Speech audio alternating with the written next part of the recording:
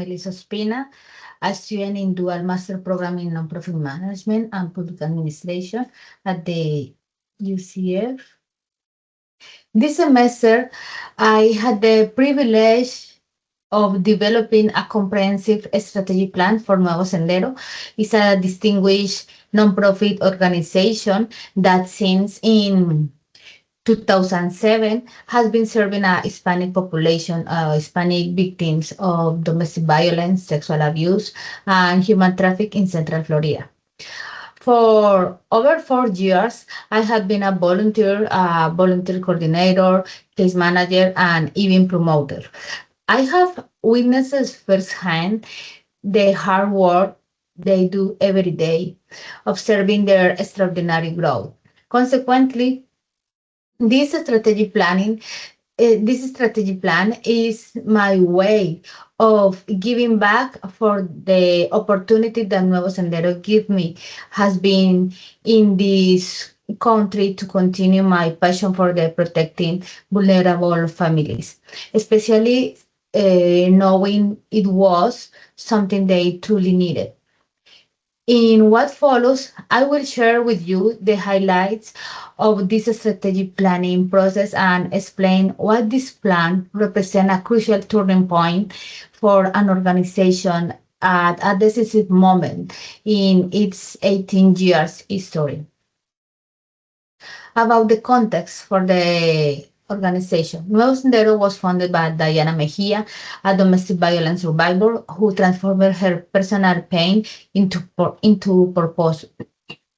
For nearly 2 decades, this faith-based Christian organization has provided cultural competence counseling, supporting groups, educational workshop, and crisis intervention to the Hispanic community in 5 counties: Orange, Osceola, Seminole, Volusia, and Polk. What makes this organization unique? It is deep cultural authenticity. Services are provided in Spanish by people who understand the specific barriers that Hispanic survivors face: language barriers, immigration fears, cultural stigma, and mistruths in institutions. Here is the challenge. When I began this project in fall in this year, 2025, Nuevo Sendero was experiencing explosive growth. They had just launched a legal services program in July, expanded to 5 counties, and increased their budget from 49,000 in 2021 to over 27,000 in 2023. However, this rapid expansion was occurring without an updated strategy plan because the old strategy plan was their 2022-2025 plan remained incomplete and outdated and unable to guide them through this crucial transition. About the stakeholders analysis. Regarding the strategic planning process, the planning process using Bryson methodology revealed uncomfortable but crucial truths. First, transformative thinking. The stakeholder analysis initially I thought in a simple terms, an organization that provides services and people who receive them, but I discovered an intricate network of 9 stakeholders categorized with frequently contradictory interests from clients, volunteers, to county government and legal system, Advent Health, UCF, Spanish language media, and faith communities. And it's important to understand the stakeholder expectation because organizational successful depends not only on service excellence, but on the ability to identify their expectation and build a complex coalition. The second crucial finding, the SWOT analysis revealed a powerful paradox. The organization most evident strength, Diana authentic leadership based on her life experience is simultaneously its most critical weakness, catastrophic dependence on a single person. This strangle weaknesses duality was not obviously at the first moment. It requires a brutally honestly and the ability to hold contradictory truths simultaneously. But this is the heart of effective SWOT analysis. And also identify the 70% depends of federal funds vulnerable to political change, a newborn legal program with single attorney, and crucial infrastructure gaps. Then, midway through the semester, the federal government shutdown occurred and anti-immigrant rhetoric intensified. I reflected, I am questioning whether our optimistic plan about the immigration-focused legal program was naive or even dangerous. This was a moment of strategic maturation, recognizing that circumstance can force pragmatic compromise without betraying the mission.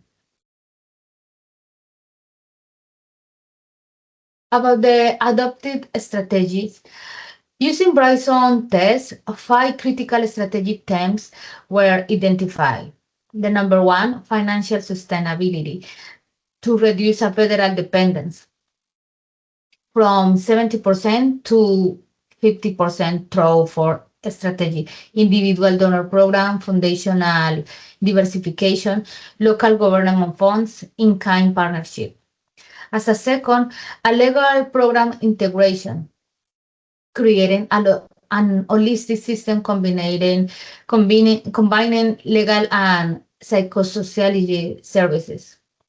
The third, succession planning, building and distribute a leadership, expand the board, professionalize, volunteers document institutional knowledgeable, create a deputy director position and leadership.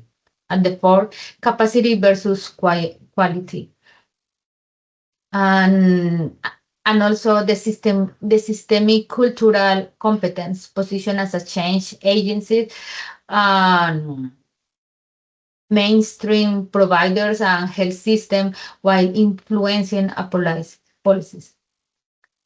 What makes this plan truly robust are the four detailed contingency plans with the specific triggers and pre-planned action. If federal funds disappear, crisis protocol will revenue model transformation. If policies eliminated U-Visa or VAWA, a strategy pivot to universal family law services. If conservative government attack the Hispanic-only focus, proactive expansion to all population, leveraging existing bilingual capacity. If Diana becomes unavailable, accelerate a succession with the specific milestone.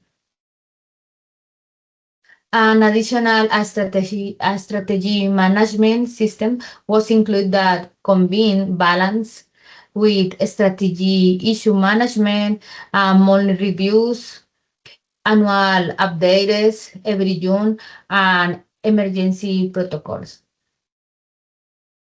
Like a personal reflection, this experience transformed my understanding of strategy planning. It's not about predicting the future, it's about building organizational capacity to respond intelligently to whatever future emerges. It's simultaneously art and science, hope and humanity, vision and pragmatism. And I think the most powerful lesson was a strategy plan is only as good as the honestly that goes into it. We had to name uncomfortable threats, catastrophic funder dependency, dangerous federal grant reliance, and the reality that that beloved programs might become obsolete if the political winds shift. But naming these truths is what's make a planning possible. So thank you so much and enjoy the presentation.